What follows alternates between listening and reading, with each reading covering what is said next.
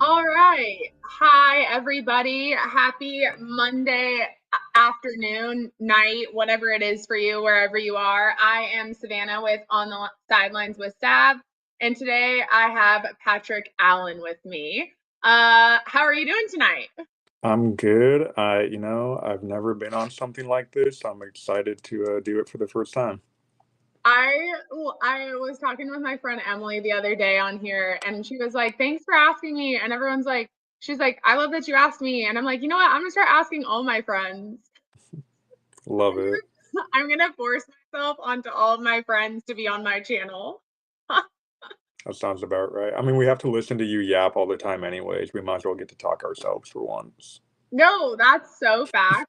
Someone was like, Savannah, how do you like having a YouTube channel? I'm like, it's fun to like not be the person that talks and Hmm.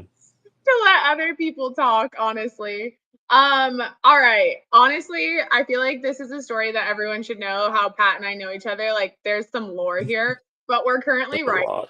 There's a lot of lore here. And we've known each other for a long time, actually. Like weirdly a Yeah. long time. Yeah, like 2 years. That felt like 6 months maybe, but it's already been about 2 years. It's like 2 years that feels like 6 months, but also feels like I've known you my whole life. Yeah, I would agree with that. I mean, you know my sister and everything. So, Yeah, 100%. Patrick also got me a job writing with our friends. With hmm I guess we're friends at this point, but we're like huge sports NFL writers at this point, aren't we? oh yeah, big time. Big time.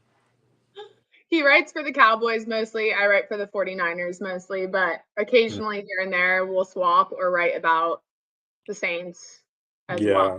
Every now and then Tulane football. Yeah. But those are the main teams, yeah. Yeah, for sure. Okay, well, tell us a little bit about you. Born and raised in Texas, went to A&M, thanks and Gig'em, and then I started working in college football, player personnel, and recruiting. I went pretty much all over Texas to Abilene Christian, UTSA, Sam Houston, and then I went to go work for Utah State. Give me great hoodies and hats. Shout Go out them. Aggies. Yeah, different kind of Aggie there, I guess. And then I went to go work for Tulane while Willie Fritz was there. And then, after that, I got kind of a little burnt out. And so now I work with Catapult Sports and do all of their Texas scouting, all of the stuff for them. And unfortunately for Savannah, I'm also her coworker now with Roundtable Writing. But yeah, that's pretty much the long and short of it. Yeah, he convinced me to change my hat to my Aggie hat. I was wearing a different hat. I was wearing an O-line hat, but I haven't repped my brother. So I guess we're really repping my brother today and you, because I guess you can Mhm. consider it A&M Aggies, but necklace is also Aggies. Shout out to Maggie Johnson. She sent me the link for this necklace. So really appreciate her for that. Convinced me to switch into my Aggie stuff. But okay, one question before we get into our ACC matchup of Mhm. week 4. What is something that you wish people knew about being support staff for a college football team that they don't? Man, I gotta pick one. Yeah, I mean one or two. Oh my goodness. She didn't warn me about this question. I would have been able to come up with a better answer. Um, honestly, I would say that people have it in their head that everybody that works with the team is getting just all the money. You see all these numbers going around for head coaches, millions of dollars, 8 figures sometimes. FCS guys make 6 figures. But at the end of the day, I was unpaid my first 3 years out of school. When I worked at Abilene, when I worked at UTSA, Sam Houston, I was unpaid my first 3 years. I had to work 3 jobs to make ends meet. And you do it because you love it, but it's also a grind. I was unpaid working 110, 120 hours a week. And then I would go to the grocery store and work the overnight shift. And I think a lot of the time I'm asked, what advice you have for people like trying to get into it. And I usually say don't, to be honest with you. But for those that do, for anybody that, has it in their head that everybody is getting, paid with NIL and everything now, the support staff guys are still overlooked. They, in my opinion, need more advocacy. The players had theirs and they needed it and they deserved it. The coaches, they have theirs, but the support staff people are really the overlooked people that need people speaking up for them. And I really think if there's anything that I wish people knew, it was how much those people do for the program for how little that they get. Yeah, I love that. I was talking about it in my like get ready with me on Saturday game. Everyone's always like gives me a hard time of saying like my brother's game and not mentioning my sister. And it's just it's easy to say my brother because he's like on the team, right? And then I can be like Hmm. siblings, but then people are like, do you have two brothers on the team? Like, what's the situation? But I said like everybody knows that the Utah State football program would not function smoothly if it weren't for my sister. And she doesn't need me to say that on every single thing I post for her to know that.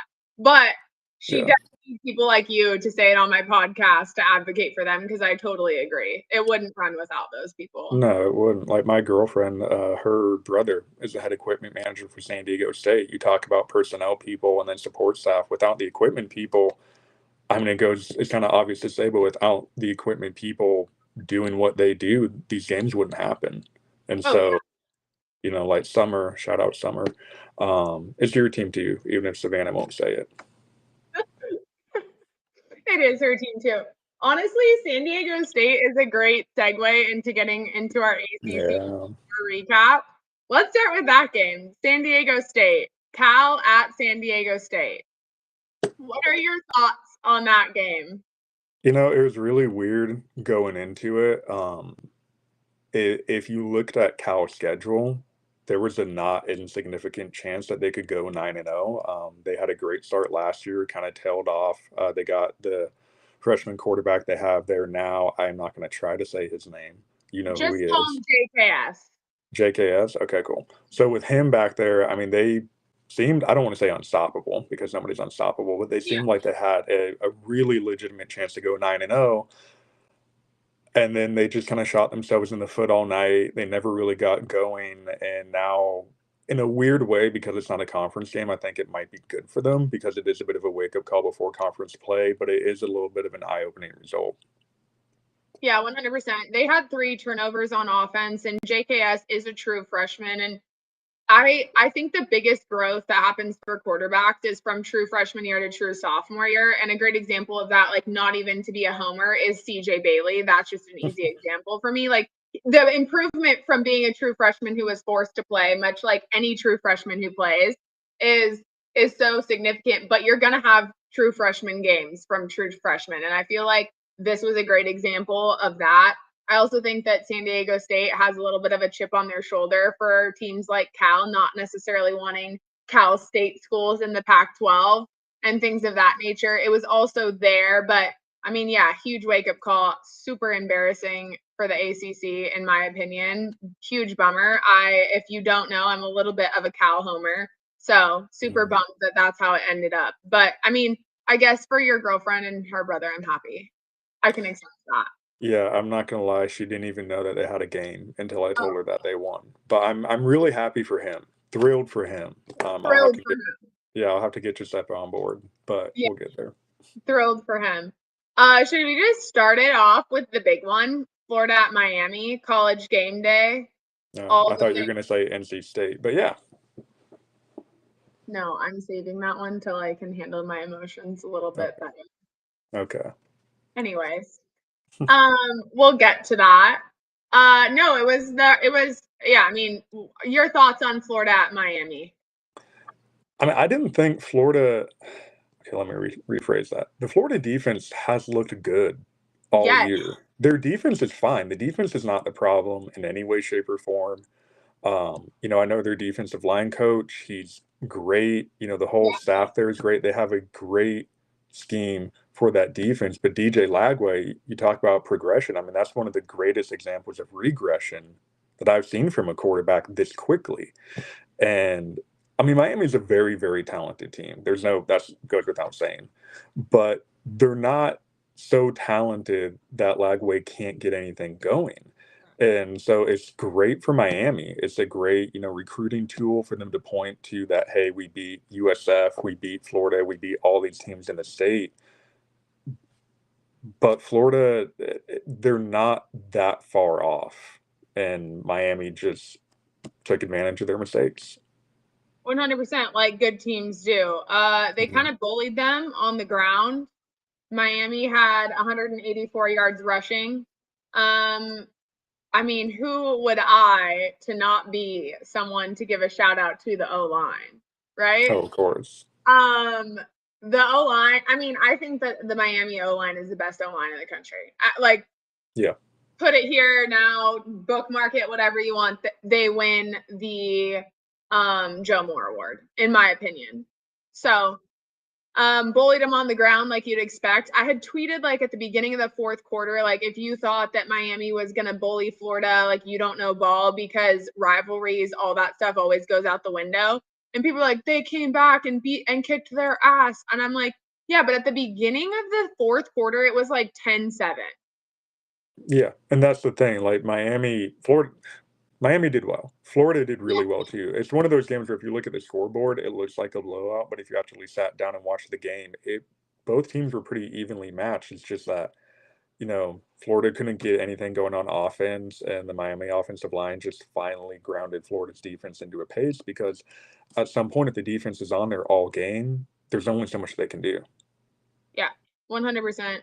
Speaking of Florida teams, let's just talk about Kent State at Florida State. What were your thoughts on that game? I mean, they are who we thought they were.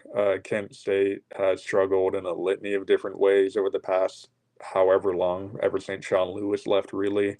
And they had a very sudden coaching change before the season.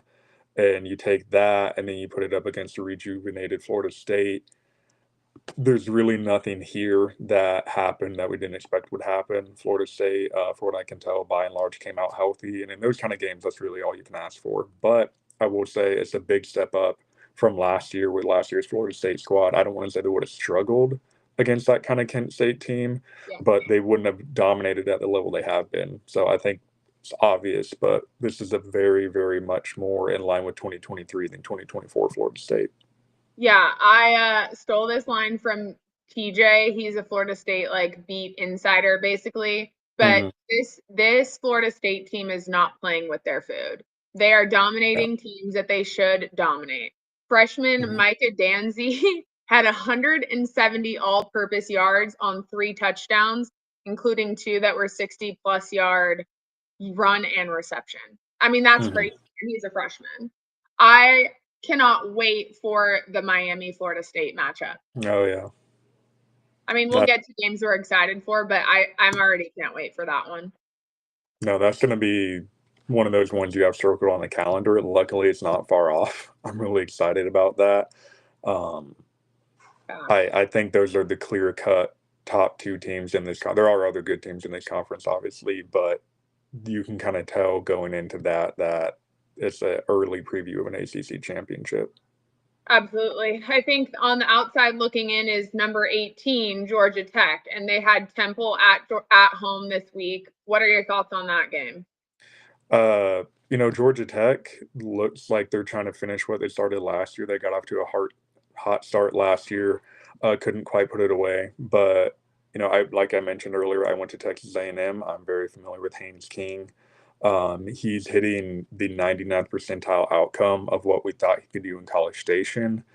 Uh, it should be a pretty straightforward game for them going forward the rest of the way, but they took care of business last week, and it's like Florida State. You have to beat the teams that you're supposed to beat, and they've been doing that. Yeah, absolutely. I think my favorite craziest stat about this year is that there is 5 previous Texas A&M play quarterbacks who are playing at different schools this year. QBU, just not at our U, but QBU. I guess that's so Yeah. funny. Yeah, no, I completely agree. They got it done. They beat the team they're supposed to beat. I look forward to their season. I think they were super underrated going into the season, so I'm glad that they're proving everybody wrong. Speaking Mhm. of going into the season ratings, you know who was super overrated? Clemson. And I said it, and you know how much shit I got for saying that. No, Like I the follow you on Twitter a lot. they were like, "You're wrong. They have the most returning talent. They're gonna be so good." And look, I like then people were so on me. I was like, "Am I being gaslit? Like, am I the problem?"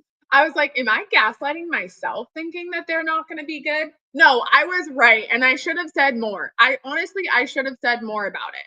Oh, yeah. Syracuse upsets Clemson at home 34-21. Cade Klubnik has 363 Yeah. yards and they still lose.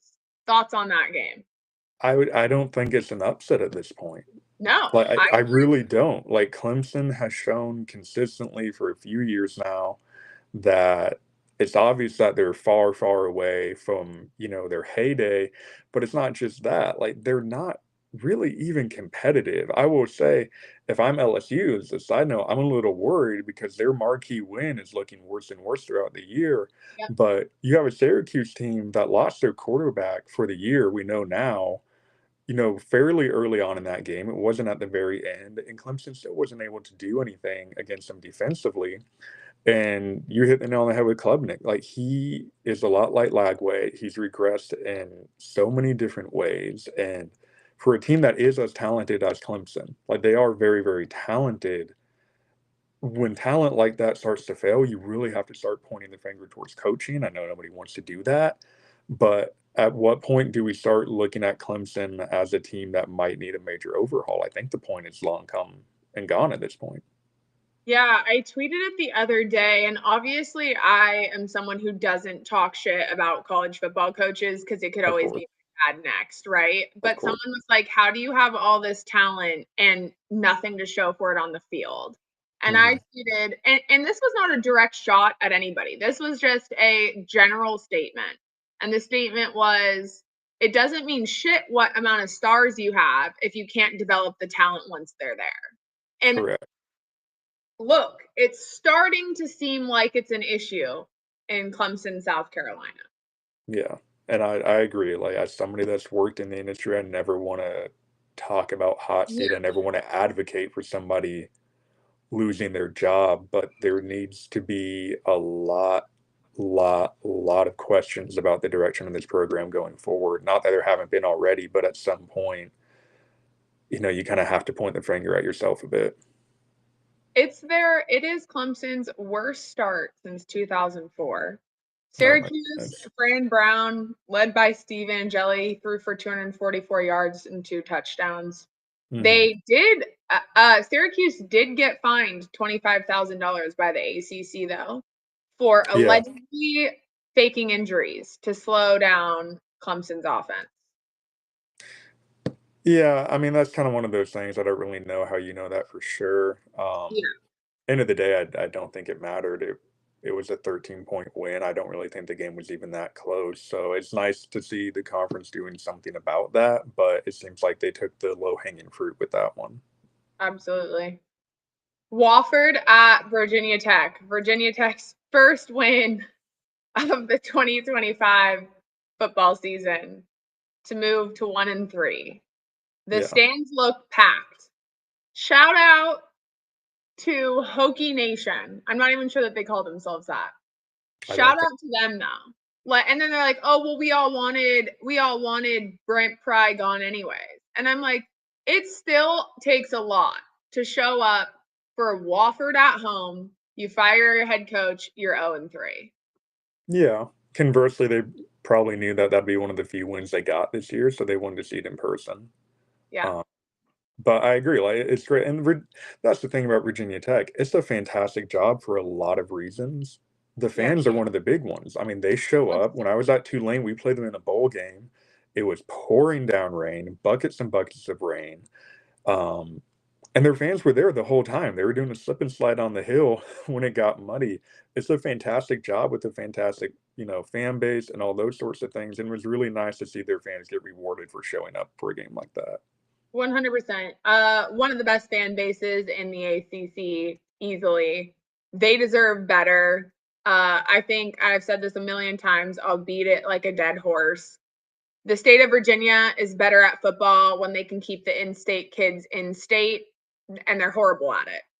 And Oh yeah. so all those kids that are good from the DMV and the 757, they end up at Penn State, they end up at other Big Ten schools, and they don't stay in state. And the state of Virginia won't be good at football again until they can keep those kids in state. Shockingly, this year is one of those years, very rarely does it happen, that Virginia is having a better year than Virginia Tech. Oh Speaking yeah. of them, they had Stanford at home, destroyed them 48-20. Quarterback Chandler Morris threw for 380 yards and had 5 touchdowns.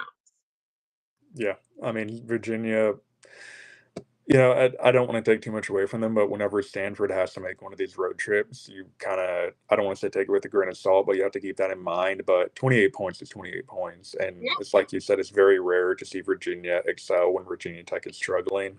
It's really nice to see. It's like you were saying, football, especially on the ACC, is better when the Virginia schools are better.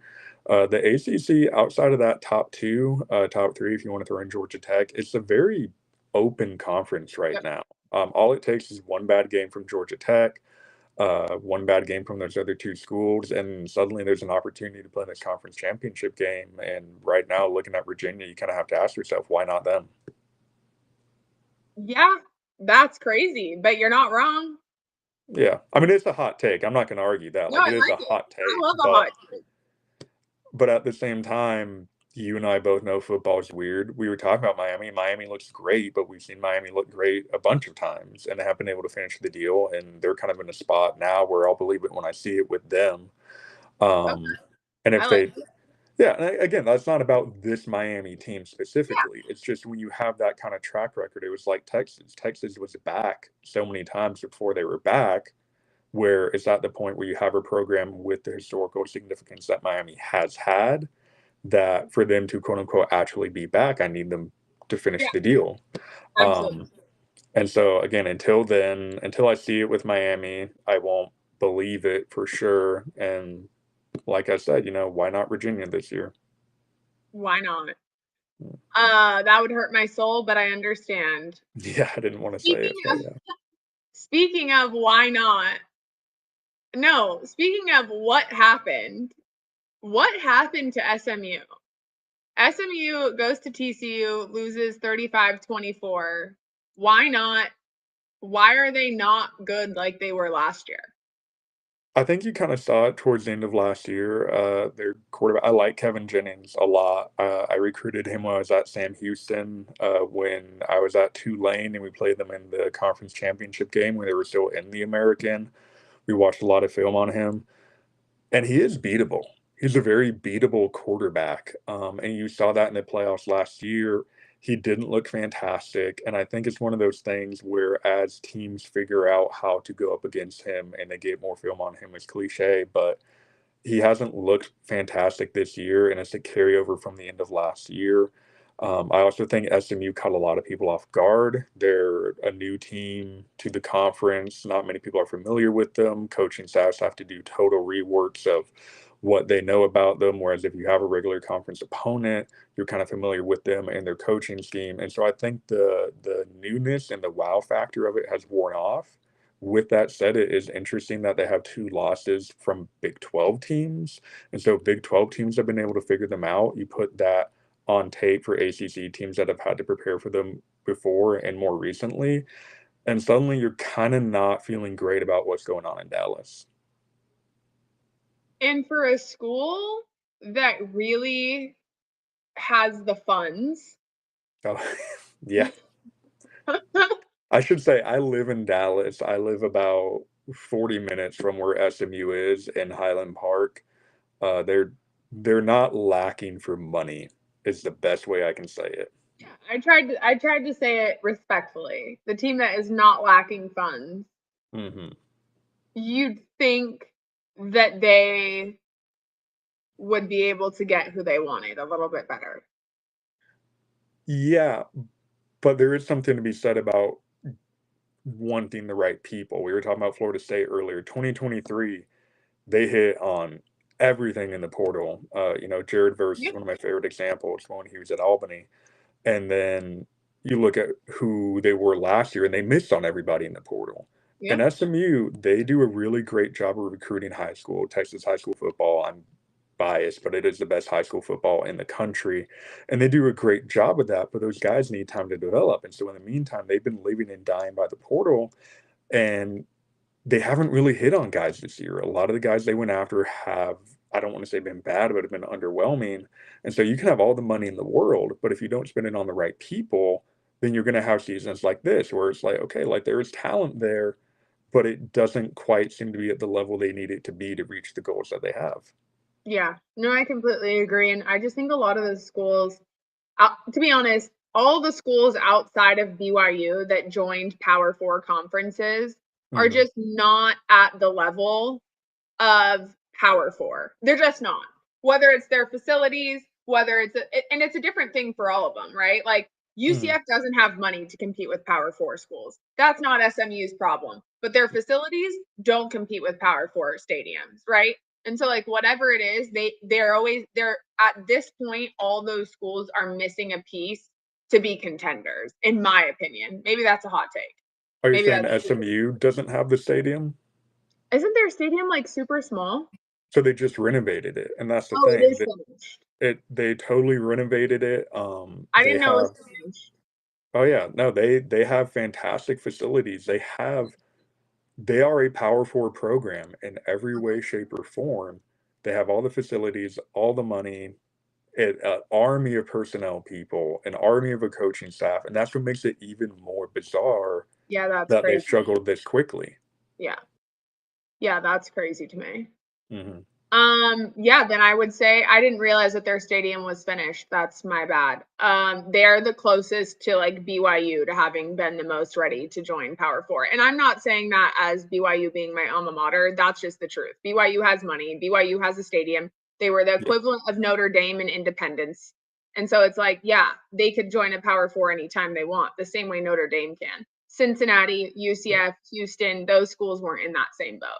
No, Cincinnati, I I didn't really know you back then, but I'm sure if I did, we would have agreed on this. That was really just more of a geographic grab and capitalizing off the success they had with Fickle. That was an odd one. U of H has had people that want to give them the money to succeed, but they haven't had a coach there that they felt confident in. And now with Willie Fritz there, you're starting to see them pour into it a little more, have that low build. They have a former A&M quarterback, so U of H, I think they'll be there sooner Another than one. people expect. Yeah, shout Another out one. Connor. I always tell people that Houston's really underrated. That stadium's loud. They have Yep, fans. I think yep, people overlook them a lot for sure. they do. They Um, just have wanted a product to cheer on, and I think they have that now. yeah, no, definitely. Okay, let's just rip the band-aid off. NC State at Duke, 45-33. CJ Bailey went off. So did Hollywood Smothers. Mhm. 33 points is a lot of points. Lost Oh, yeah, anyways. If you want to yeah, see a picture of me watching my dad's game at the UCF game, this was me definitely. fighting for my life, watching my dad's team. Tragic. I'm just look, obviously I can't talk about it objectively because it's not objective for me. Mhm. So I'll share my thoughts very quickly and then you can tell me whatever you want about it. But just a bummer. Duke has beat NC State 4 of the last 5 years. They have our number for whatever reason. So just really upset that we lost, but I will say um at least the pressure is off now. We have Virginia Tech at home this week, and I think that that is a good next game to have up on the docket. Like I said, it's not objective for me. I'm bummed for my dad and bummed for my dad's players. Just sucks to lose football games when your dad's a college football coach. So, Yeah, thoughts and on that one? it was weird. I'm gonna be fully honest with you. I expected North Carolina State to just run away with it, to the Same. point that I didn't watch the game until I realized that they lost, and then I went back and watched what happened, and, Darian I know Darian really well, the Duke quarterback from when I was at Tulane, and he's always been really talented. You saw that last year. He had a very underwhelming start to the year this year. And so it was a little surprising to see him finally put it together against a really good North Carolina State team. And I think it was just a really unfortunate confluence of factors in the sense that he had just come off getting beat by his old school. I think that's a bit of a wake up call. And then North Carolina State had been feeling really good, really emotional win against Wake Forest, all those sort of things. And I think it was just a very imperfect storm. North Carolina State's gonna be fine. You know, you mentioned Virginia Tech, then they have Campbell, and then they get in the meat of it, and they have a really good opportunity against Notre Dame later. It just is unfortunate if you look at a school like Cal, who had their wake-up call in a non-conference game. This is obviously go on the conference record for North Carolina State. It's bizarre that they haven't been able to really beat Duke under either head coach they've had recently. I'm going to chalk this up as I don't want to say a fluke. You never want to discredit what a team does, but I don't think this is going to be the kind of performance that you see from North Carolina State going forward. From Duke's perspective, though, this is great. This is fantastic. You kind of had to start asking questions about where the season could go. And you finally saw from your quarterback what you thought you were getting when you very famously invested all that money in him. And so if they can build off that and get that momentum going, then suddenly this season that felt like it was going off the rails in September might have a chance to be relevant in November. Yeah, no, definitely. Definitely. Yeah, I think it's a bounce back week. I found out after the fact because I was watching, but like I obviously couldn't hear everything, couldn't see everything. Mhm. That there was two of our defensive players didn't play. They were one was hurt, one was sitting out for a portion because of some targeting call, I think. Sounds bad that I don't know, but guys, I was literally watching like 17 other football games at the same time, so I trying to distract myself. So that makes me feel slightly better about the situation, just in the sense that like, oh, they should be back this week. So that's Mhm. helpful. Moving on from that because I can't stand it any longer. Bowling Green at Louisville. Louisville gets the job done and wins 40-17. Miller Moss has a day, throws for 316 yards. What are your thoughts on that one? I think the best thing that happened to Bowling Green on that day was they got to bring Pudge. That's important. You know, their cat mascot. He had his own locker in there. That's fantastic for Bowling Green. And that's really the most positive thing I can say. You know, you talk about Florida State versus Kent State, versus Cal versus San Diego State. Louisville won the game that they're supposed to win, and that's what good teams do. Miller Moss has been everything that you expected. It's kind of interesting coming off of Tyler Shuck and everything that he had at Louisville last year. It seems like Louisville could very quickly be becoming I don't want to say haven, but a destination for quarterback transfers. I think that's something to note going forward. But for this season, Louisville, it gets back to what I've been saying about the ACC this whole time. It's very, very open Yeah. outside of that top tier of teams. There's really room for a team to move in and kind of become a dark horse. And you talk about why not Virginia, you could say the same thing about Louisville. They're talented, they're well coached, and they beat the teams they're supposed to beat. Yeah. Absolutely. Absolutely. Moving on to UNC at UCF. UNC gets their ass beat by UCF 34-9. I was at that game. Hmm. Generational hate watch for me. Obviously, there is three things I am. It is a ACC homer and an NC State fan, a UNC hater, and a I hate when the SEC beats the ACC person. So watching UNC lose was generational, but I picked them in the just means less ACC. I picked UNC to win, which is like really meant that I thought that they were going to win because I would Yeah, never pick them, right? right. And someone said to me the other day, if you don't have something nice to say about X school, say something worse about your rival. And so that's what this is. If you don't have something nice to say about NC State, say something worse about UNC because they are trash. Like they are trash because UCF is not a good football team. And I'm sorry. I have a No. lot of friends that go there and a lot of those people that support the product I put out, but like they are not a good football team. No. They're on their way, but they are not good today. And they put belt to ass on UNC. Like that's embarrassing. No, it's really bad. I think I'm sorry, UNC and UCF it's a good measuring stick game for both of those programs. Both of them have new coaches, both of them had a lot of turnover on the rosters.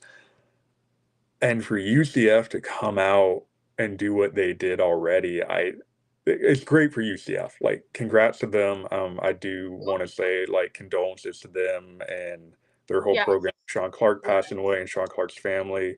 That's Yeah. really horrible, obviously, and, thoughts and prayers to them. Yeah. But on the football side of it, it's like you said, UCF is not a good team. And I think that really says more about UNC than UCF. You look at what UNC's done, I'm sure everybody has talked about it, everybody knows what's up. But again, coming from the personnel perspective of it, they brought in Michael Lombardi as a GM, that's worked with Belichick before, and he hasn't really had success anywhere he's been in the NFL. I think that's probably a broad generalization, but by and large, he has been underwhelming. And for Belichick to bring him in, give him 7 figures, and then put this product on the field, I don't know what UNC administrators were expecting. I don't know what fans were expecting. But you can be as good of a coach as you want, but when the product, the talent on the field isn't there, there's really nothing you can do. And they brought in all these guys. They brought in a great quarterback from South Alabama and all that.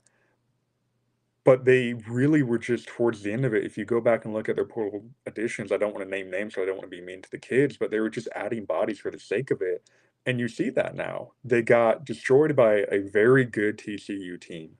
They got destroyed by a not so great UCF team, and I don't wanna say they struggled against Charlotte and Richmond, but they didn't look great, and so I don't know what the goal is here for this program. I know what the goal is for Bill Belichick. I don't know what it is for North Carolina long term. Well, I think it's been interesting since the Bill Belichick era started because Mhm, you're getting rid of Mac Brown, who, putting aside my personal feelings towards the man, was a mm, legendary coach at the University of Texas, right? Like of he is, course. he was, and Yeah, and he was in his first installment at UNC as well. he was But you, right at Tulane. yeah, you put that era behind you because not because this is illegal to say if you're the university, but because he's old and he needs to retire. And then Yeah, you he had replace run his him, course there. yeah, and then you replace him with someone who's the same age and who at this point more and more is looking like all the firepower behind all of those Super Bowl championships was Tom Brady and Gronk and Edelman and not Mhm. Bill Belichick. Yeah, I don't wanna say they won in spite of him, that's not fair to him, but I'm a big Spurs fan in the NBA, right? And the question was always, okay, is it Popovich or is it Duncan? Yeah, And Duncan was so talented, that he would have done well without him. But before the Spurs really went into rebuild mode after Timmy left, before Kawhi did what Kawhi did and all that, the yeah, Spurs were so successful. yeah, Popovich was still a good coach. He developed guys. yeah, Belichick struggled mightily. We know what happened at New England. We know what happened with Mac Jones. You see Mac Jones doing fairly well without Bill Belichick now in San Francisco, yes. 2 which wins we under write his about. Yeah, you can read about that. belt. But it's like you said, it's becoming very clear that this is one of those situations where it was the players, and now that he has lower quality players than his opponents, which I don't think he ever really had in New England while Brady was there, you're Yeah. seeing what kind of coach he is. And again, I don't want to make things personal, but you really truly have to wonder how invested he is in this program at a personal level. We see all the headlines about everything that goes on in his personal life, and it seems like that's really more what he has to talk about than the X's and O's, and that can't be good for the team. That can't be good for the coaches on his staff. And again, like I'm belaboring the point, but what is the goal here? Well, and look, mi honestly, different programs run differently, right? So, like, Yeah. I'm not saying that this is necessarily accurate in all regards.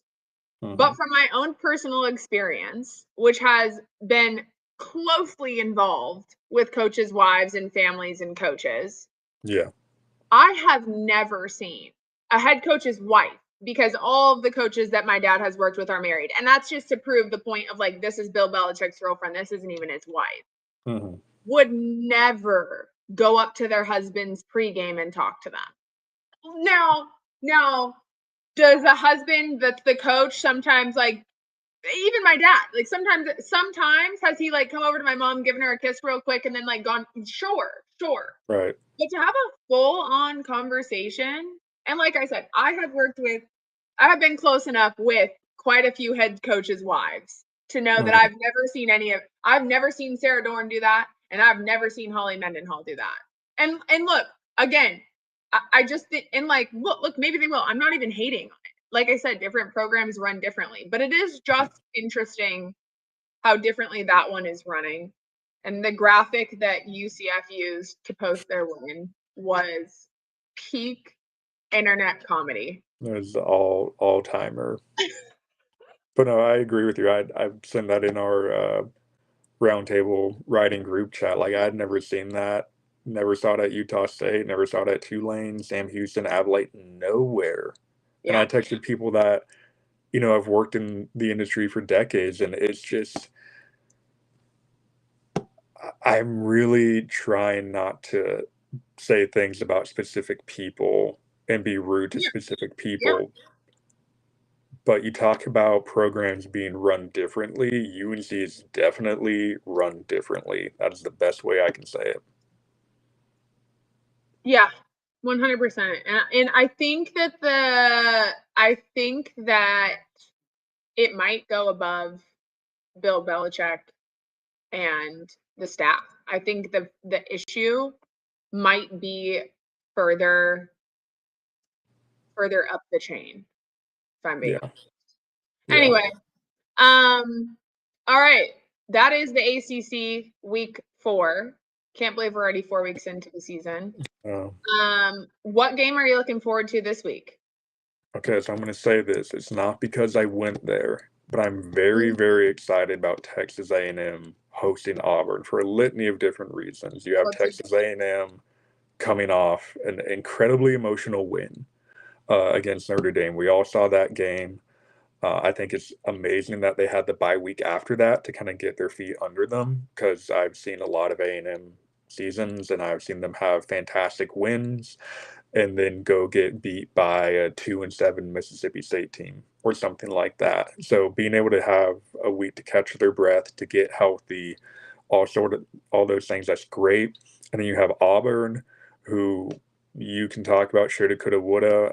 I think they should have won that game. I think they were the better team all day. I really, truly do. And so they're going to come in. They're going to be pissed off. They have a lot to prove. And then if they want to stay in the SEC race, this is kind of a game they need to win. And so that's going to be a fantastic setting at Kyle Field. It's going to be a beautiful day. I did look at the weather because I thought I was going to be able to go, but I'm not. Um, Seeing those two programs come off of two very emotional games and end up on the opposite ends of those games, I'm very, very excited to see how both of them respond.